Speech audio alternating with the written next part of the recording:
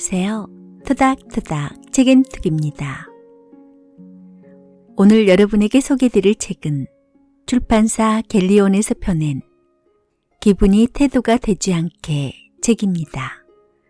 저자 레몬심리입니다. 레몬심리는 중국의 대표적인 심리상담 플랫폼으로 전문가에게 손쉽게 상담을 받을 수 있는 창구로 유명해졌다. 모바일 앱을 통해 전문가 상담, 심리학 강연, 심리 테스트 등 다양한 채널을 제공하여 심리 상담의 진입 장벽을 획기적으로 낮췄다는 평을 듣는다. 이 책은 기분에 조종당하고 감정에 휘둘리는 사람들에게 감정의 주인이 되는 방법을 소개합니다. 감정 관리를 배우는 것은 자신의 필요를 충족시키는 법을 배우는 것이다.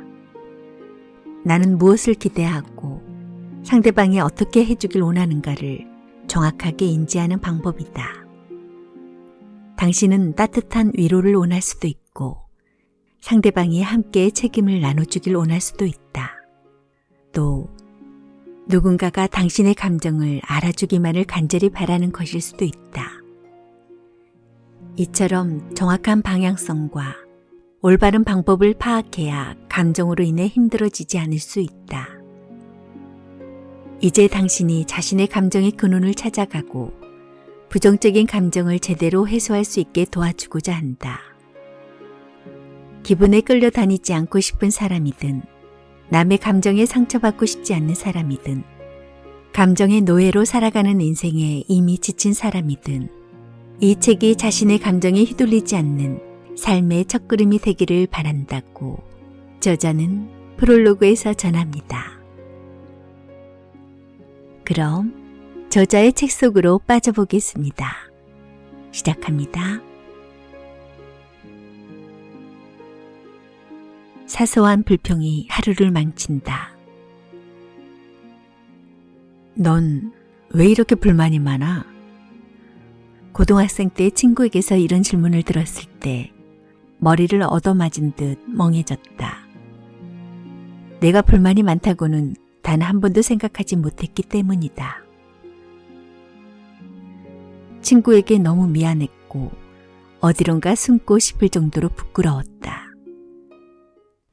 버스에 사람이 너무 많아. 짜증나. 왜 이렇게 더워? 진짜 짜증나.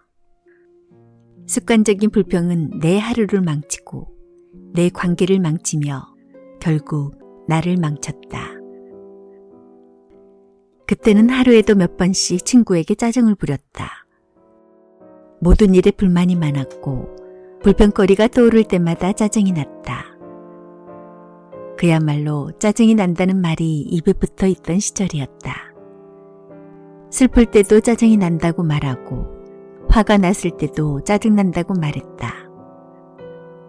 온 세상이 나를 짜증나게 만들기 위해 돌아가는 것 같았다. 무엇이 내 마음에 그렇게 안 들었을까? 지금 생각해보면 그렇게까지 거스를 일도 아닌데 습관적으로 불평을 했던 것 같다. 이런 습관적인 불평은 내 하루를 망치고 내 관계를 망치며 결국 나를 망쳤다.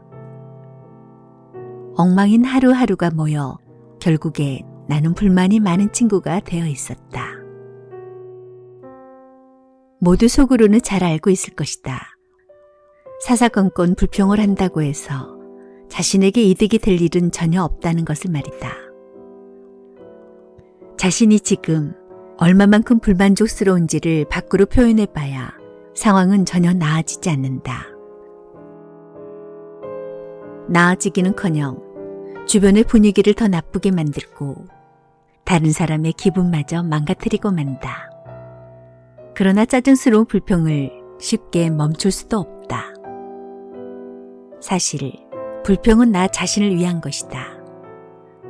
불평의 대상인 친구나 가족, 상사, 환경 등은 대체로 자기 바깥에 있는 것들이다. 그들을 원망하는 마음의 근원을 따라가 보면 나는 옳고 너는 틀렸다라는 생각이 자리 잡고 있다. 이 어처구니 없는 믿음 때문에 나는 나의 진심을 참지 못하고 말로 내뱉고 마는 것이다. 불평하는 습관이 들면 일이 잘 풀리지 않을 때마다 자신에게서 원인을 찾는 대신 다른 사람을 부정하고 비꼬게 된다. 다른 사람을 깎아내리고 자신의 행위를 지켜 세우면서 우월감과 쾌감을 느낀다. 그러나 이런 쾌감은 눈 깜짝할 사이에 사그라지고 아무런 이득을 가져다 주지 못한다. 그렇다면 짜증을 내며 불만을 표출하면 답답했던 기분이라도 나아질까? 그것도 아니다. 툴툴대는 내가 싫어져서 기분은 더 최악으로 치닫는다. 설상가상으로 주변 사람들마저 점점 나에게 질리는 게 느껴진다. 나의 못난 성격으로 주변 사람이 등을 돌리는 것만큼 힘든 일도 없다. 도대체 어떻게 해야 불평을 멈출 수 있을까? 미국의 유명한 목사인 윌 보에는 불평 없이 살아보기라는 캠페인을 시작했다. 21일간 보라색 밴드를 한쪽 손목에 차고 다니다가 스스로 불평하고 있다는 걸 알아차릴 때마다 밴드를 다른 팔목에 옮겨 차고 처음부터 다시 시작하는 캠페인이다. 많은 사람들이 이 캠페인을 환영하며 기꺼이 동참했고 불평하는 습관을 고치는 데 큰 도움을 받았다. 나에게 불평하는 습관이 있는지를 깨닫는 과정이 가장 중요하다. 내가 친구에게 지적을 받고 그때부터 말과 행동을 의식하기 시작했듯이 자신에게 나쁜 습관이 있다는 것을 알아야 고칠 수 있다. 나를 불평하게 만드는 상황을 어떻게 바꿀 수 있을지 고민해야 한다. 어머니의 집착과 잔소리가 불만이라면 어머니와의 관계를 어떻게 바꿀 수 있을지 생각해보자. 매번 짜증스러운 대꾸로 응하지 말고 문제를 발견하고 분석하고 해결하라. 그러나 내가 통제할 수 없는 것들에 대해 또다시 구시렁거리고 있다면 그것에 대해 생각하기를 포기하라. 날씨가 춥고 덥고 같은 일 하나하나에 불만을 가지기 시작하면 스스로 멈출 수 없다. 불평은 사람의 에너지를 가장 많이 소모하는 무익한 행위다. 부정적인 사람, 나의 에너지 도둑. 계획은 뭐하러 세워? 어차피 금방 관둘 거잖아. 우린 안 될 거야, 아마. 요즘 들어 부쩍 이런 이야기를 하는 친구들이 늘었다. 농담이 섞여 있기는 하지만 대부분은 진심이다. 다 같이 자학하며 웃는 순간이 가끔은 재미있게 느껴지기도 한다. 하지만 한 사람의 부정적인 에너지는 함께 있는 사람의 기분을 가라앉히고 우울하게 만든다. 부정적인 에너지에 휩싸인 사람은 하소연하기를 좋아한다. 나만 힘들고 괴롭다는 생각을 하는 게 매우 억울한 사람들이다. 그래서 앞에 앉은 친구도 자기와 같은 감정을 느끼면 좋겠다고 생각한다. 부정적인 에너지를 품는 사람들에게서 공통적으로 나타나는 특징을 살펴보자. 지나친 자기애에 빠진 사람. 자신과 무한한 사랑에 빠져 있는 사람은 자기 빼고 모든 사람이 무능하다고 생각한다. 다른 사람의 감정을 이해하지 못하고 공감 능력이 부족하다. 때로는 다른 사람을 공격하고 무시하는 방법으로 자신의 우울감을 표현하기도 한다. 과거를 자꾸 소환하는 사람. 행복했던 과거와 지금의 처지가 뚜렷한 대비를 보이면 현실을 부정하고 싶어진다. 현재의 자신이 너무 마음에 들지 않아서 잘 나갔던 과거를 끊임없이 대화의 소재로 끌어올린다. 불평이 끊이지 않는 사람. 부정적인 에너지를 안고 사는 사람을 만나면 어딘지 모르게 불편함이 느껴진다. 그들이 하는 말을 유심히 들어보면 습관적으로 문제의 원인을 다른 사람의 탓으로 돌리는 것을 알 수 있다. 자신에게 문제가 없으니 책임을 질 필요도 없다고 생각해서 자신을 바꿀 필요도 없다고 생각한다. 늘 아니라고 말하는 사람. 그들은 방어적으로 문제를 바라보고 모든 일에 비판적인 태도로 일관한다.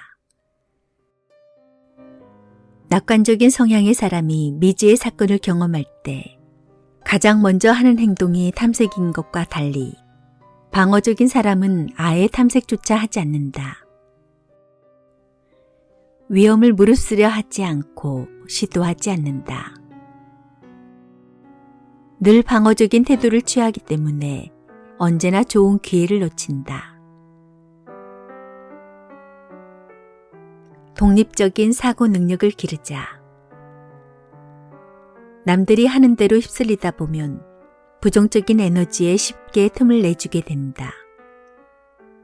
자꾸만 다른 사람의 불평만 들어주면 자신도 어느새 불평이 늘 것이다. 남의 기분을 맞춰주거나 대화 분위기에 휩쓸리기보다는 내가 되고 싶은 나의 모습에 집중하자. 자기만의 뚜렷한 입장과 주관을 중심으로 옳고 그름을 분별할 수 있다면 누군가 당신에게 불평을 늘어놓을 때 선택적으로 무시할 수 있다.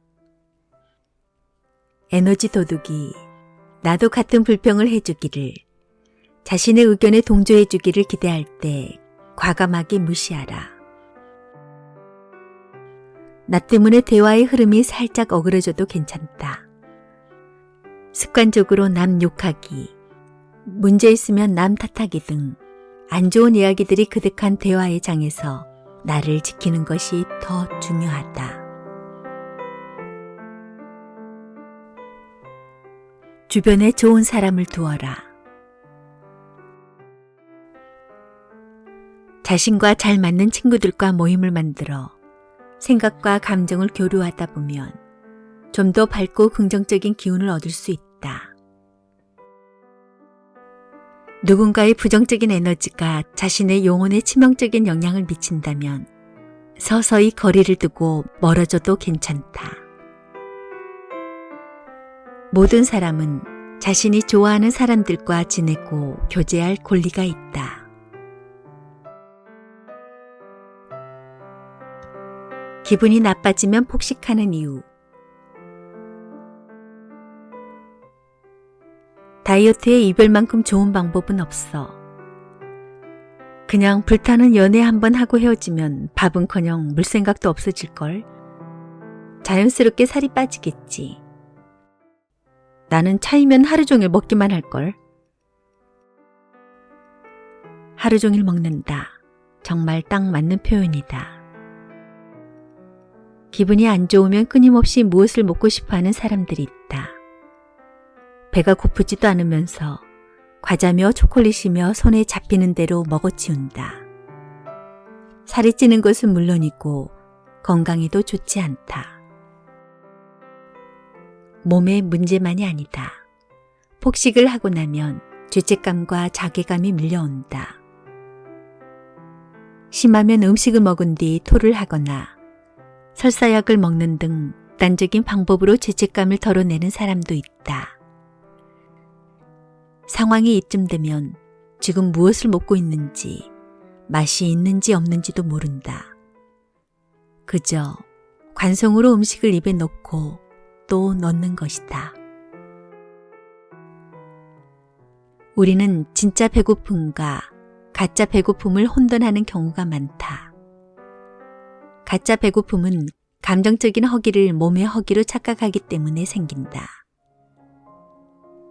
감정적 자극으로 인해 충동적인 식탐이 발생하고 이를 억제하기는 쉽지 않다. 이때 음식은 정서적 욕구를 채워주는 도구로 사용될 뿐 더 이상 생리적인 배고픔을 해결하는 수단이 아니다. 음식이 즐거움의 수단이 아니라 해소의 도구로 전락하고 마는 것이다. 폭식은 식습관의 문제이기도 하지만 감정적 원인이 더 크게 작용한다.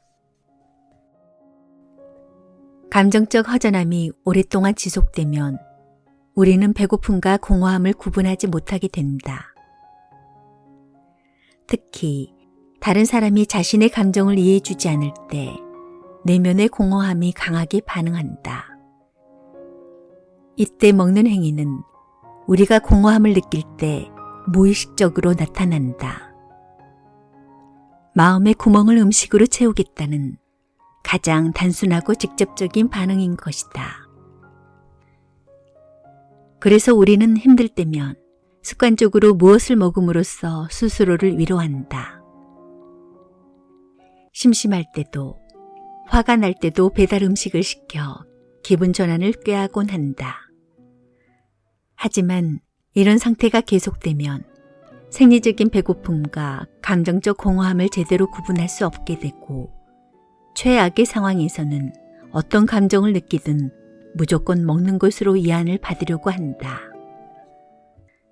자라면서 상실감이 몰려올 때 다른 사람의 공감과 위로를 받은 경험이 없다면 자신의 부정적인 감정을 어떻게 달래야 하는지 모르는 것은 당연하다. 사람은 다른 사람의 위로를 통해 자기 자신을 위로하는 방법을 터득하기 때문이다.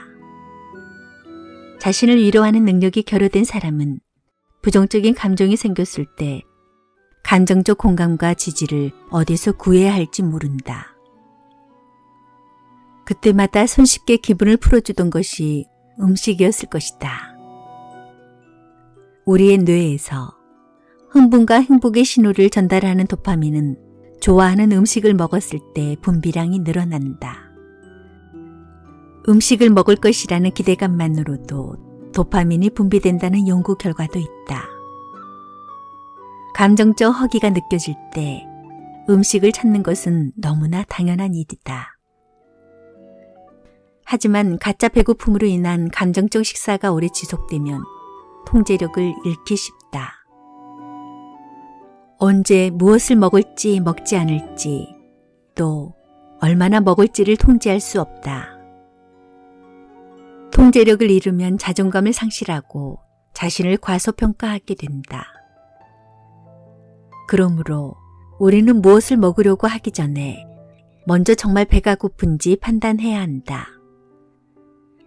정말 배가 고프다면 그때 먹어도 늦지 않다. 하지만 단지 감정적 공허함을 채우기 위함이라면 되도록 먹지 않는 것이 좋다. 심리적 배고픔은 음식으로 채워지지 않는다. 당장은 일상에 집중하는 방법이 가장 좋고 근본적으로는 자신을 위로하는 방법을 천천히 알아가는 것이 좋다. 그제서야 마음의 공허함이 비로소 채워질 것이다. 먹는 것으로 기분을 풀려는 습관은 우리가 자신을 위로하는 방법을 제대로 알기 못하기 때문이다.